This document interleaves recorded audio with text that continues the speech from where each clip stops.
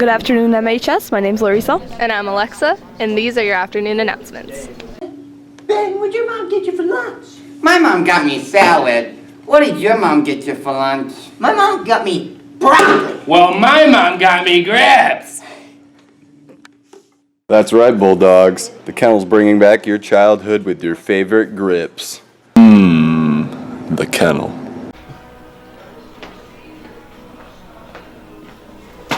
This is how Mason recycles.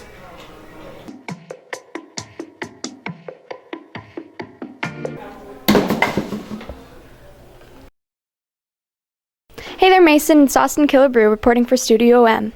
Winterfest petitions are due in the office by the end of the day, January 27th. You must get 40 students and 4 teacher signatures.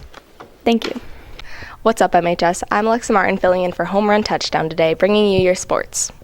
Last night, wrestling had a meet at home and dominated against Waverly, but lost to Ian Rapids 40-24. Also, shout out to Sam Benson for getting his 100th win. Tonight, Varsity Swim has a meet at home against Everett. It's at 6, so come out and support. Go Bulldogs! I'm Lydia Warnke, and you are? Ron Javitsky, Superintendent. Nice to meet you. What is your job? I work with the Board of Education and the parents and community members of our school district to provide direction and leadership for Mason Public Schools. What does an average day look like being a superintendent? Typically I'll start my day out here in the morning at the Harvey Education Center in my office. I do try to, maybe not every day, but a couple times a week, get to all the schools in our district, the elementary schools and the middle school and high school. I'll spend a lot of times in meetings, a lot of evening meetings with the Board of Education and or other community groups, and so my days are pretty full of activity, that's for sure. How long have you been working here in Mason? About a year and a half. This is my second year in Mason. What are some of your challenges and achievements while you were working here? Mason's a great school district, and I've been very impressed with the community and the staff members here in Mason. As a matter of fact, in all my conversations, things that come out as a very positive attribute is our teaching staff, our great teachers, and our wonderful kids who are doing great things for our school district. Anything you were going to change about the Mason district, like the bond proposal? Well, we do have a bond proposal that'll be in front of our voters on May 3rd, 2016. It's going to be very comprehensive, $79.8 million proposal. Basically, it's about investing in our future. It talks about safety and security improvements for our schools, technology improvements, and also facilities upgrades. And so it's very comprehensive. It's going to hit all of our buildings in our school district and make a huge impact on what we're able to offer and provide our students here in Mason. Anything specific that's going to be hitting the high school? Yes, there's quite a few items that are on the agenda for the high school. First of all, a new wood shop, new STEM and robotics labs. That'll be a new addition. Mr. Philpak will appreciate that. He'll appreciate that, yes. So I know he's excited about that. Visual arts and performing arts additions and renovations. A new athletic multi-purpose room, which will be really nice.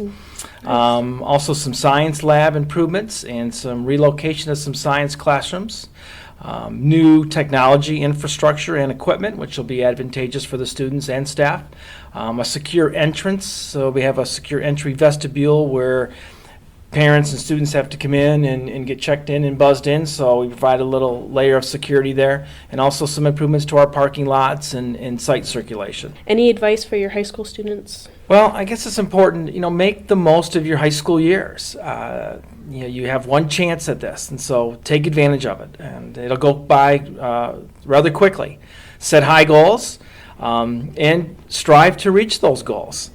Respect your parents, respect your teachers, and make a positive contribution not only to our school district, but to the world that we live in. Now, what most students were wondering about, do you decide the snow days? Yes, I do. I'm the guy who decides whether we have a snow day or not. What, again, are the regulations for it? I mean, the requirements for it?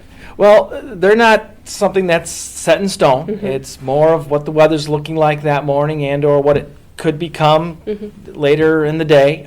We look at obviously cold days, if temperatures get below 20 degrees, wind chill, we look at possibly closing school at that point, and then obviously snow and ice accumulation.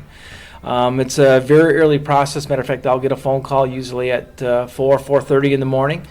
And we've got people out driving around, and we're talking amongst the area school districts, and then we decide whether or not it's safe to put our buses and students on the road, and then make that call. So Michigan's not exactly the most fun. Well, no, and actually this year we haven't had many snow days. I No, know we students haven't. are kind of itching for one. Yeah. Last year I think we had 2 or 3 right before Christmas break. It's and been a tradition for 3 years running. yes, and the Friday before Christmas break, I Yep. think we had a snow day for the last couple of years. So my fingers are crossed for you. Thank you again for this interview, and could I get a Go Bulldogs? Well, best of luck to you, and go Bulldogs. Buffalo soldier, dreadlocks